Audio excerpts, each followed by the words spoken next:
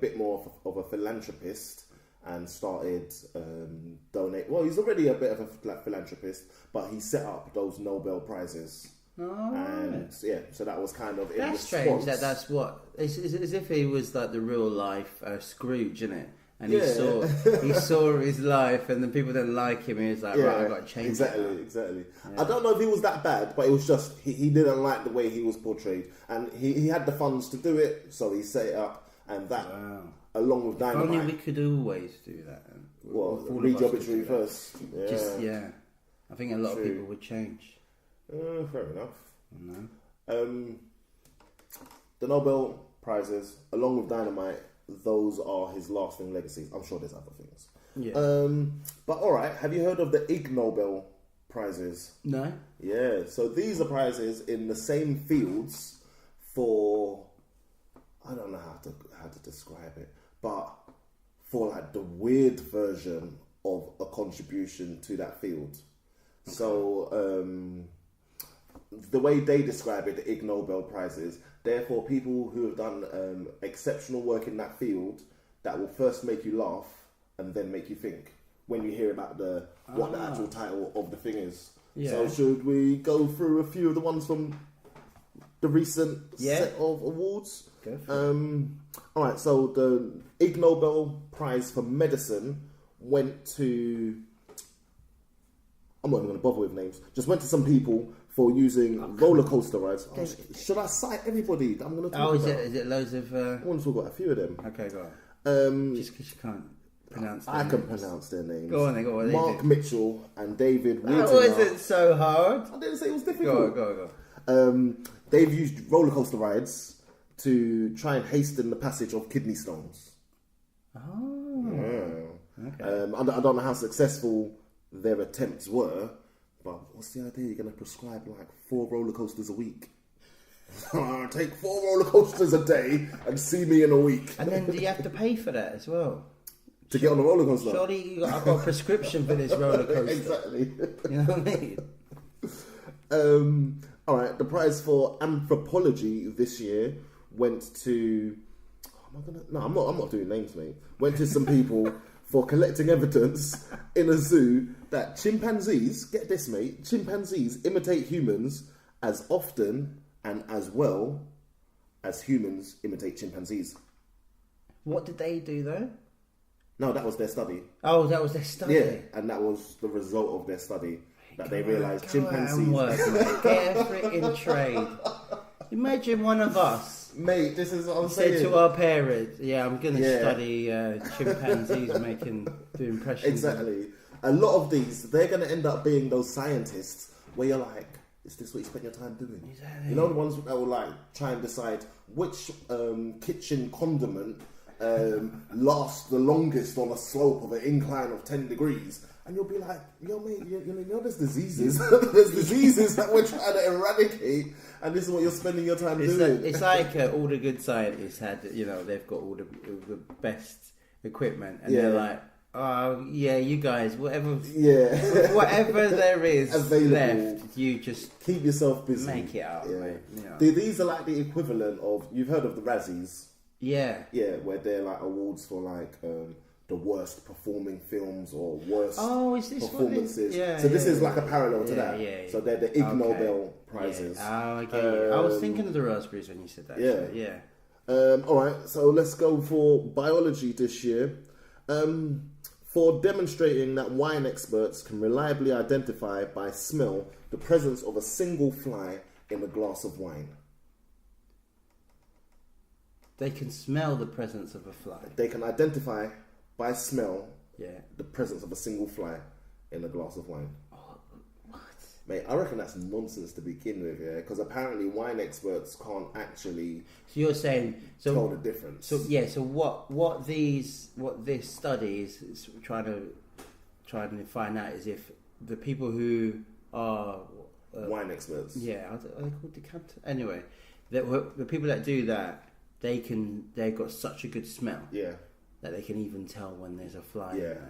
Yeah, apparently. Well, but that's not a study. You just go, put it in there, and then go, smell that. Yeah. Anything funny about it? Yeah. Or there was a fly in it. Anything funny about it? Yeah. I want to come and see your science experiments, mate. But that's what all studies are. That's what all studies are. Yeah, but you know what? The fact is, because, you know, I remember science in school. The fact is, they had to do a hypothesis. Yeah. Methods. Yeah. The things I will use. I will use. Prediction. Control variable.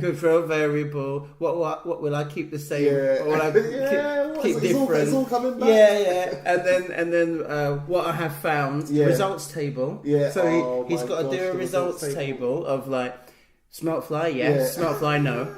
And then what I have found, and then if I could do the experiment again, I would. What would I do differently? Yeah. So they've gone through the whole of that. Yeah. Just for a fly in a wine. First of all, you're putting a fly in someone's wine. Yeah. I hope it wasn't a good one. And, you know, that is well deserved of that award. Oh, exactly. And the majority of them are. The economics one this year was for investigating whether it's effective for employees to use voodoo dolls to retaliate against abusive bosses. So what did they find? Did they say what I don't have all the results of all of these studies. What do you think they would have found? I was going to ask you for I really think it depends where you are. Oh, is it? I think if you had been in the Philippines, they'd be like, "Yeah, it works, man."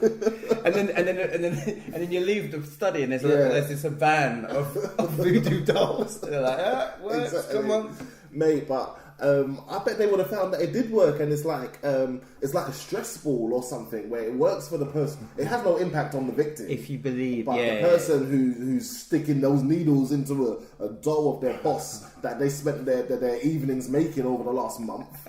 They probably feel better about it when they get home. You know, you don't have to make. You know, you can just buy any doll, and then you probably go to a witch. You go to a witch, and then they'll probably have to get their hair. Yeah. You know, that witch doctor has to make it feel authentic. You got to drag out the witch directory before you can go to a witch, mate. Where are you going to just find a random witch? If you know, you know. Okay, if you know, you know. If you're connected. Exactly.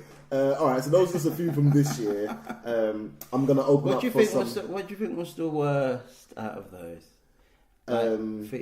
Like, which one would you be most embarrassed to tell? That I was doing? That, your parents who had supported you through university and paid all your fees, and then that's what you're doing now.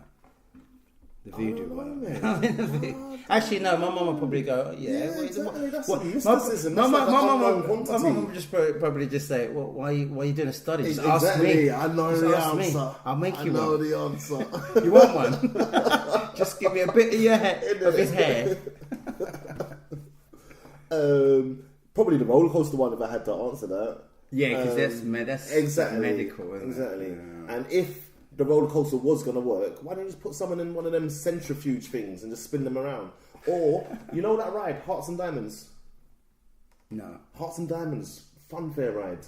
You go in, it's kind of like a big circular platform, and everyone stands up on the edge of it, around the circumference of the circle. You put a chain over yourself, it starts spinning and spinning, and then it starts to lift off the ground, and then it spins on a different axis, almost like a wheel. Yeah. And it's kind of spinning you guys round, and your G-force, centrifugal force, I've been on that. is keeping you against the wall. And you're against the exactly, wall. until you come down. Okay. I used to love that ride, mate. Used to try and spin and step out and do all these things. And try to get to your mates. Yeah, exactly. That would work a lot better than a roller coaster if they were really serious. Oh, mate. Yeah, jokes. Oh, I'm passionate, mate. I'm passionate about these kidney stones. Get rid of the kidney stones. Jokes. All right, just a couple more from the year before. Economics. A study for experimenting to see how contact with a live crocodile affects a person's willingness to gamble. Yeah. What do you think the result would have been? Did they get a crocodile for that? It must have been. The crocodile wasn't gambling. No, I know. Yeah. But then what? But what are they? I don't get it. So what? You'd be like, oh, I'm just gonna have one more bet on this horse, and then someone brings a crocodile. You sure about that? Yeah, I love that. I still do the bet, but I'll run. Yeah. Nah, I reckon it was like in the morning, like they took them somewhere, and it's like, who went up and touched the crocodile? Who would stroke the crocodile's nose? Who only touched their tail? Who wouldn't even go near them at all? And then in the evening, they went to the casino, and they kind of saying, oh, are these people risk takers? The guys who were like stroking the crocodile's teeth, he's making big bets. The guy that opens his mouth going, what's she doing? Yeah. He was making big bets. And then the people who didn't even want to go near it, they just made small bets. I think you have to replace the risk taker with stupid guy, right? All right. Because if you're gambling all your money, and if you're stroking the crocodile's teeth, fair enough. You're not the fair smart. enough. You can, it's open to interpretation, mate. There was easier ways of finding it out. Exactly. Than stealing a crocodile from the swamp. Isn't it?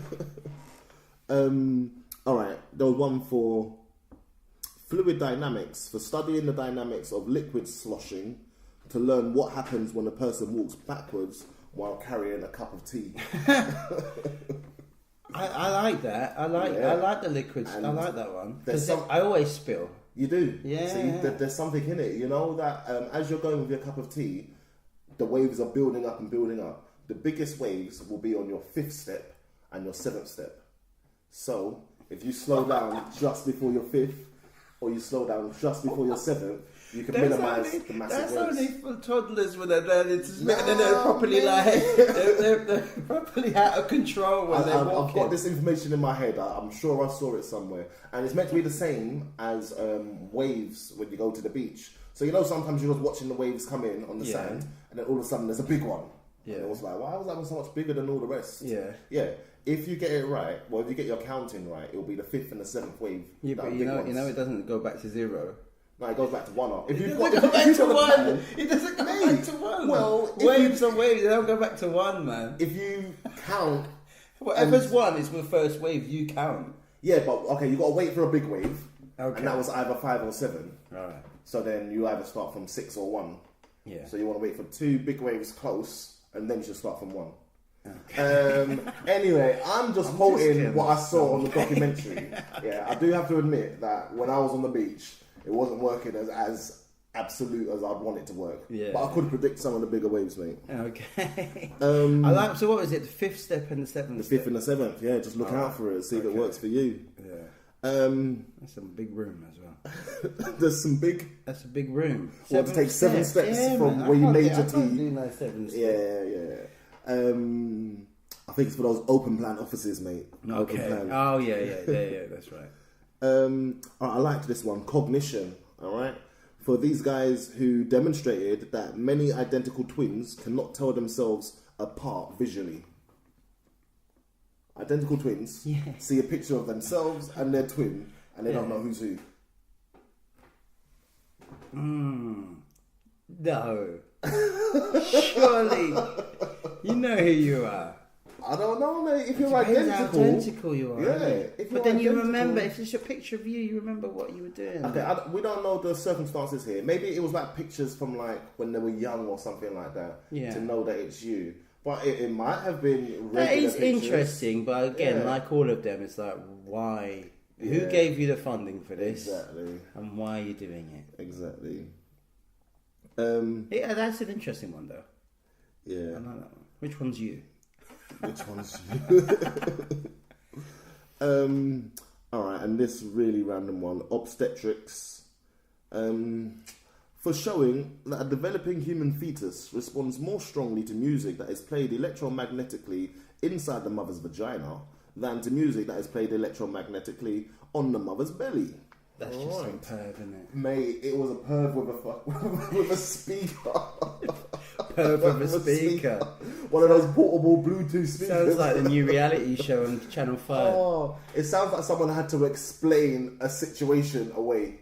Like they turn up to the hospital. Yeah. No, man, I'm doing an experiment, you know. No, man, because like, right now, I'm seeing if it works like this. But then if I take it out and put it on the belly, someone got caught in a compromising situation.